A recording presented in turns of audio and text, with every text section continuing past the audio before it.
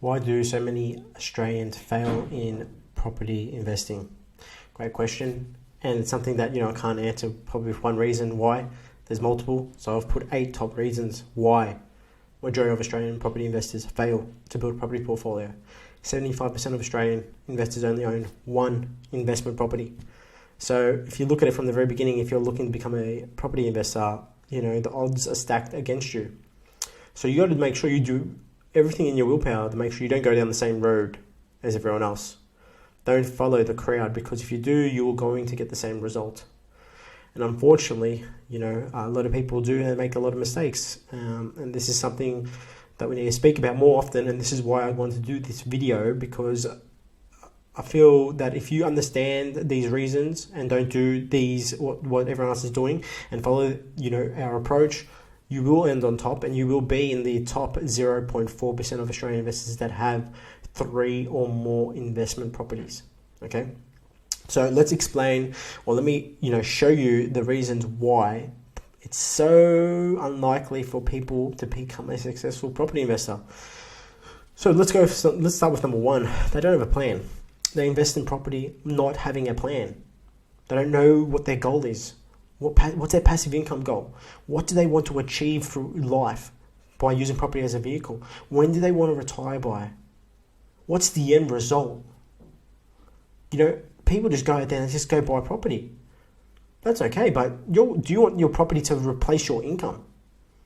Do you want your properties to give you the life choice, freedom that you deserve? It's a great question to ask. So if you go out there and you have a plan, you know where you're going.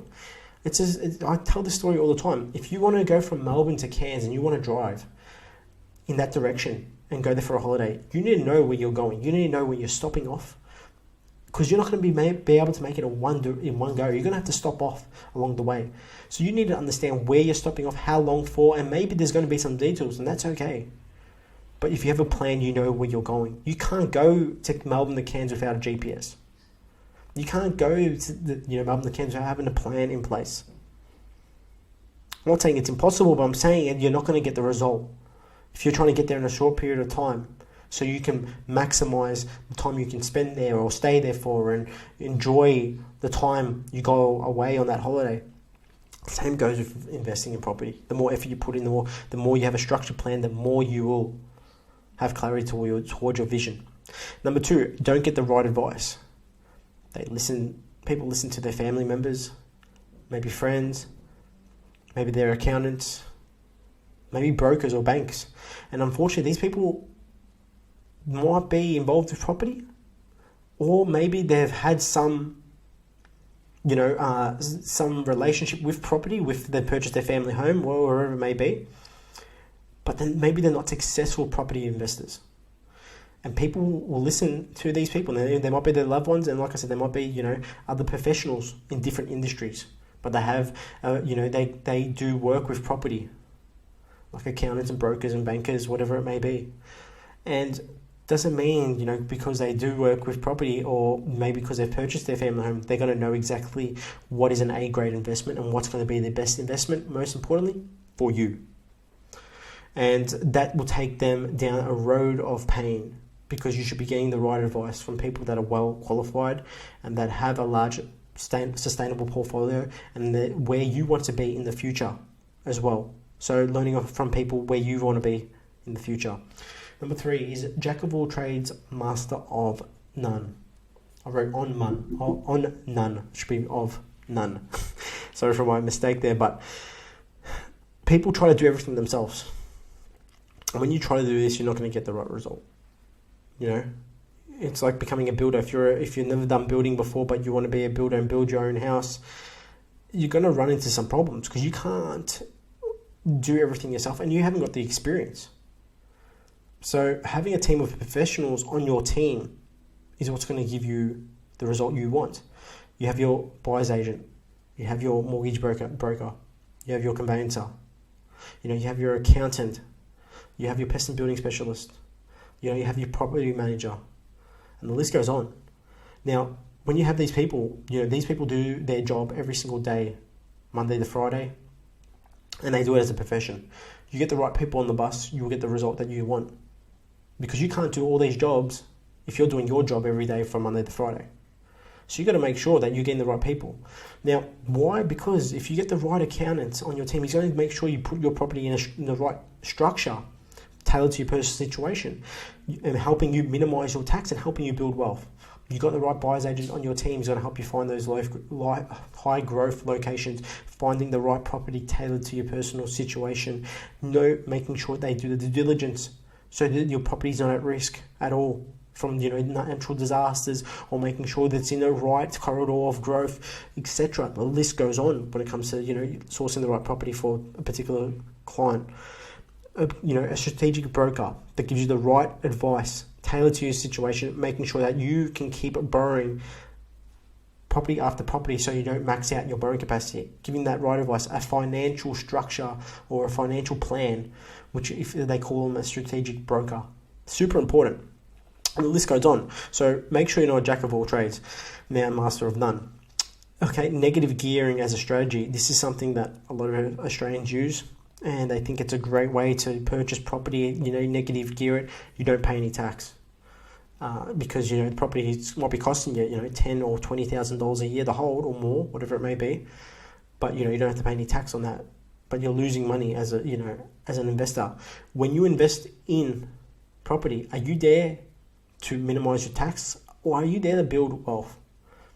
Same goes with business. Are you in business to make a profit, or are you there to make a loss? I'm not there to write off my business and say I made a loss this year because I don't have to pay any tax. I like paying tax because that means I am making a profit. So do not use negative gearing as a strategy because it does not work. It does not work. 9 times out of 10, it does not work. Number 5, don't understand the game of finance. People will go get, they might get pre-approval and they might go to speak to their bank, or they might go speak to a broker and might say, okay, you can borrow $600,000.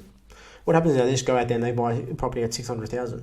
They don't do the right checks. They don't know what that property is pulling in, if it's cash flow positive or is it negative, how much their expenses, how much is the property costing them per year. That will have an effect on their property purchase for the next one following. And when you're maxing out your property purchase, okay, this is something that you are then stuck for a very long period of time because you haven't done the right research of knowing of what you are trying to achieve. But more importantly, you're stuck there for a very long time because you're maxed out.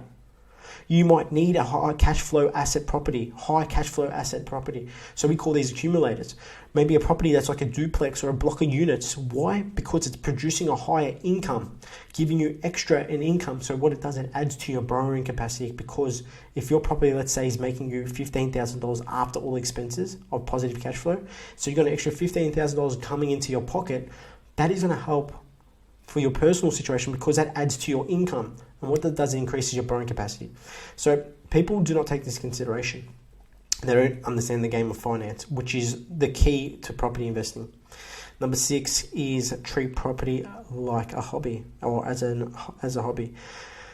Property is a business. If you treat it like a hobby, you will get a result like a hobby. But if you treat it like a business, you will get a result like a business. The more effort you put in, the more you understand property and you treat it like a business, you will get the result that you deserve. Number 7, buy their first home, then they turn that first home into an investment property. That is not a strategy you should be using.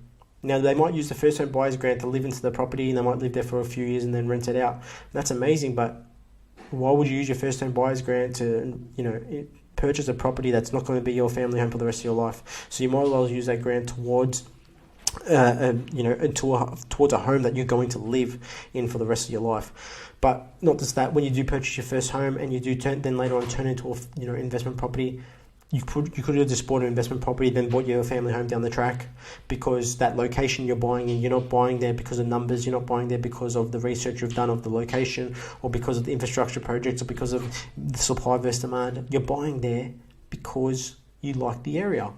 You're buying there because it's a family place, a home, and it's maybe somewhere that you want to live. Doesn't mean it's a great investment property. And that's something when then they do turn it into an investment property, you've made the wrong decision, and it's probably not the best investment.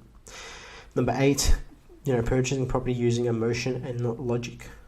A lot of investors will go out there and they'll, look at property and they'll look at locations and the physical aspects of the property and say, I don't like the look of this property. I wouldn't buy it. I don't like the colours of the walls. I don't like maybe the ensuite style, or maybe I don't like the front garden, whatever it may be. And that is the wrong approach, because we're investing on where the property is situated. Because property comes down to, there's best of streets in a particular suburb. And we don't care if we get the ugliest property, but in the best street. We're buying there because it's in the best street of that location. But notice that we're buying there because of the research and the due diligence of that location, that we know it's going to grow for a long sustainable time because we've done the right due diligence. And when you do so, people might not like that location because the emotion will come into play, and they might say, it's a low socioeconomic location. I don't like it. It's bad news. There's a lot of bad things that may happen there. But some of these locations that were once upon a time a socioeconomic location or demographic of people, those locations have become some of the best locations. If we look at Maverickville in New South Wales, if we look at Richmond in Melbourne, or Footscray, or Frankston, these suburbs here once upon a time were places where no one wanted to live.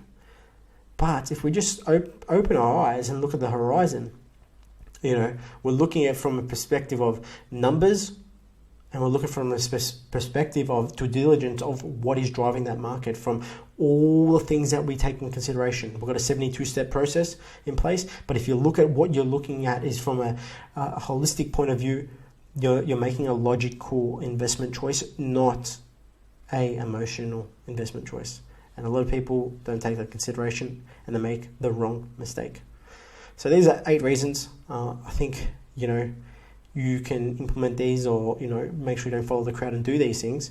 And it'll help you become in the top 0.4% of Australian investors that own 3 or more investment properties. It's very simple, very easy to, follow the crowd. But make sure you don't, because if you do, you will get the result like majority of Australian investors